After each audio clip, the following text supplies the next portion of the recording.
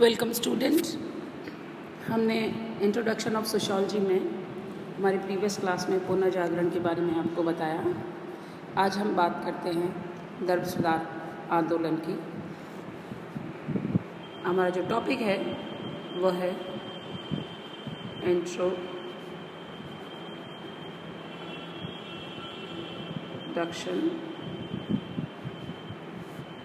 Of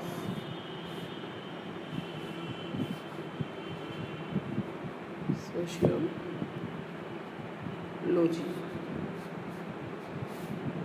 इसमें हम आज बात करते हैं रिफॉर्मेशन मूवमेंट की।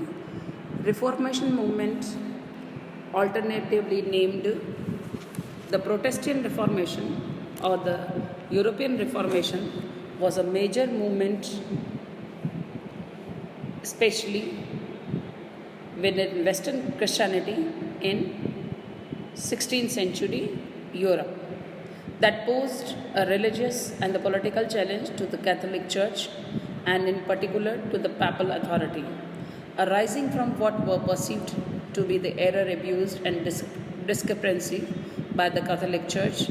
The Reformation was the start of Protestantism, and the spirit of Protestantism from the Roman Catholic. Split means it divided. The starts with the publication of 95 Theses by King Martin Luther in 1517. He was a banned citizen of Holy Roman Empire for defending or propagating his idea. The end of Reformation era is disputed.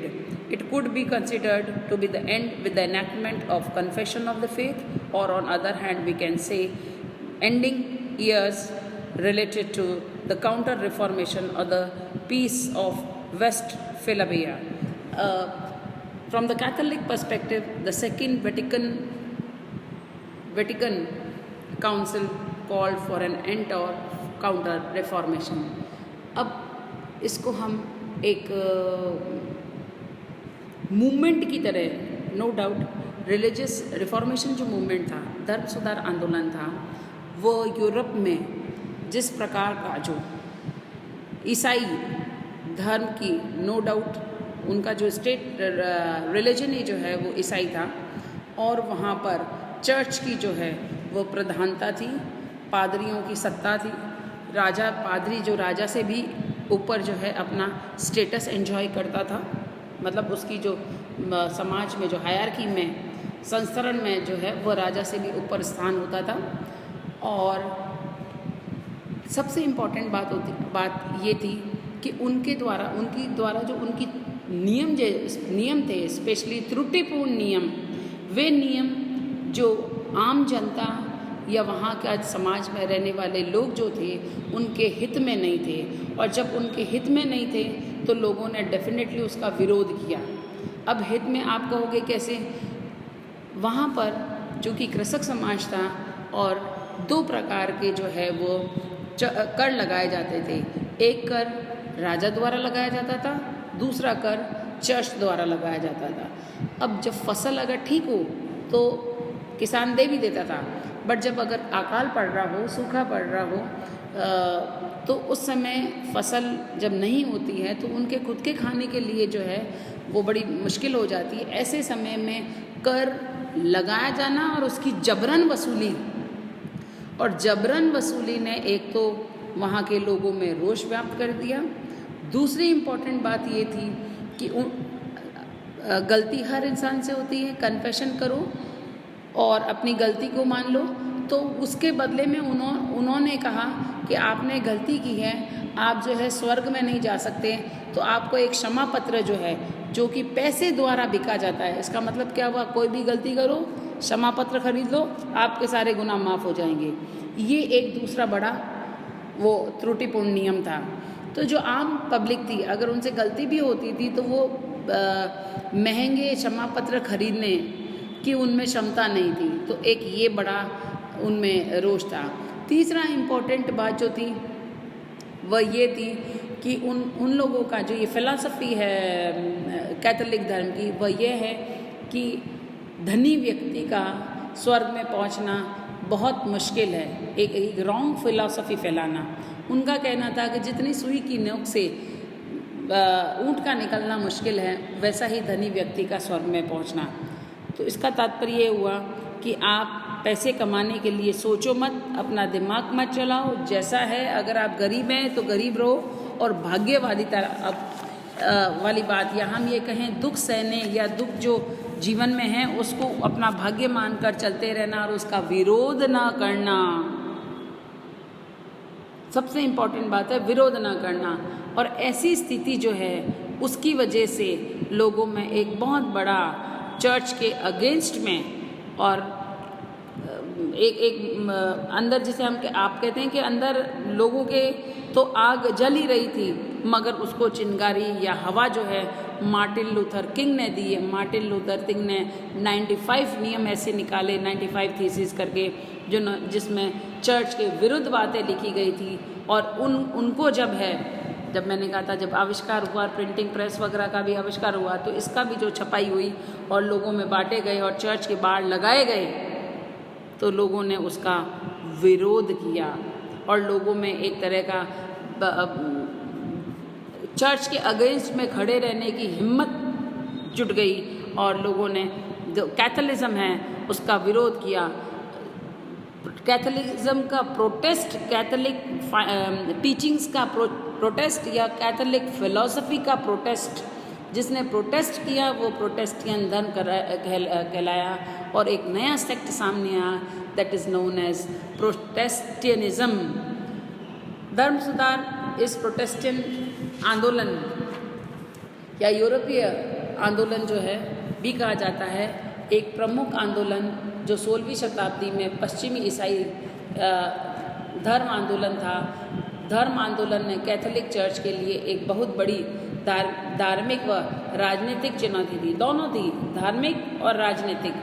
विशेष रूप से church और पादरियों की सत्ता, जिसमें church द्वारा जो लगाए गए त्रुटिपूर्ण नियम। सुधार आंदोलन ने ईसाई धर्म को 2 भागों में बांट दिया, पहला कैथोलिक और दूसरा प्रोटेस्टियन। प्रोटेस्ट मतलब विरोध करना, जिसने कैथोलिज्म का विरोध किया वो प्रोटेस्टेंट कहलाए। इसकी शुरुआत मार्टिन लूथर ने 95 थीसिस के प्रकाशन के साथ रोम में हुई, और लूथर धार्मिक रोम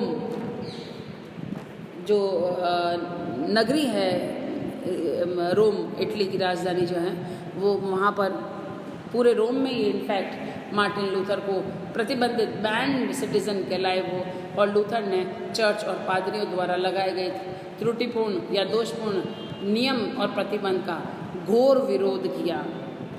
अब जब विरोध किया तो नया धर्म, नया सेक्ट आया सामने, दैट इज़ प्रोटेस्टियन। प्रोटेस्टियन की फ़िलॉसफी बिल्कुल कैथोलिज्म से डिफरेंट थी। कैथोलिक कहता था पैसे मत कमाओ, जो मिल रहा है भाग्य को मान के उसको सहन करो, जबकि प्रोटेस्टेंट कहता था कि नहीं, अपनी स्थिति को सुधारने के लिए, अपने जीवन को सही तरीके से जीने के लिए आदमी को प्रयास करते रहना चाहिए, पैसा कमाना चाहिए, मटेरियल। कैथोलिक धर्म आध्यात्मिकता पर जोर देता था, जबकि प्रोटेस्टेंट जो है वो भौतिकवाद की फिलॉसफी के पर काम करता था। पैसा कमाओ, अपने जीवन को, उपभोक्तावादी फिलॉसफी को भी एक तरह से उसने जो है प्रोपगेट किया कि व्यक्ति को ईश्वर ने जो ये जीवन दिया है, इस जीवन को पैसा कमा के और अपने जीवन को अच्छे जीने के लिए उपभोक्तावादी और भौतिकवादी फिलॉसफी जो है ये बहुत बड़ी आज भी अगर हम देखें तो हमारे यहाँ मटेरियलिज्म और कंज्यूमरिज्म दोनों ही बहुत इम्पोर्टेंट है, और इसका जिसको हम कहते हैं ना एसेंस जो है वो प्रोटेस्टेंट धर्म में था। और तीसरी इम्पॉर्टेंट बात है ये जो क्षमा पत्रों की बिक्री जो थी, इसका विरोध किया कि ऐसा नहीं है कि आपने कोई गलती करी और आप जो है उसके लिए क्षमा पत्र खरीद लो और आप स्वर्ग में पहुंच जाओगे, ऐसा नहीं है। आप कन्फेस कर लो जस्ट इन फ्रंट ऑफ पादरी जो होते हैं, जो पोप होते हैं, उनके सामने आप कन्फेस कर लो, और उसी को, बिकॉज पादरी को माना जाता था कि भाई वो भगवान से डायरेक्ट कनेक्शन है, तो जो बात आप पादरी को कर रहे हो भगवान को कर रहे हो, है ना। तो ऐसी जो बात है, इस तरह की जो फिलॉसफी है प्रोटेस्टेंट की, उसने वहाँ पर जो आम जनता का जो जीवन है उसके सुधार में बहुत बड़ा रोल जो है प्ले किया। बट जब कैथोलिज्म को या कैथोलिक सेक्ट को ये लगा, कैथोलिक धर्म को मानने वाले पादरी वगैरह, इनको लगा कि ये ऐसे तो हमारा धर्म जो है या हमारी फ़िलॉसफी है या कैथोलिज्म जो है उसमें कोई संकट आ जाएगा, तो उन्होंने उसमें सुधार करने का प्रयास किया। और ये सुधार जो है प्रति सुधार आंदोलन के रूप, जो रिफॉर्मेशन धर्म सुधार आंदोलन था उसके प्रति में, मतलब धर्म सुधार आंदोलन क्यों हुआ? क्योंकि कैथोलिक धर्म में कुछ कमियां थी और कैथोलिक धर्म की कमियों को कैथोलिक धर्म को मानने वाले चर्च और पादरियों ने उसके अपने ही कुछ नियम कानून को बदले, जिसको हम प्रति सुधार या काउंटर रिफॉर्मेशन भी कहते हैं। नेक्स्ट जो है वो हमारा टॉपिक रहेगा फ्रेंच रेवोल्यूशन, जो कि हम हमारी नेक्स्ट क्लास में बात करेंगे। Student, due to problem in recording I have to squeezed my lecture in 10 to 12 minutes. आज ही जो है, इसके बाद जो नेक्स्ट क्लास है वो आज ही आपको भेज दी जाएगी। Thank you.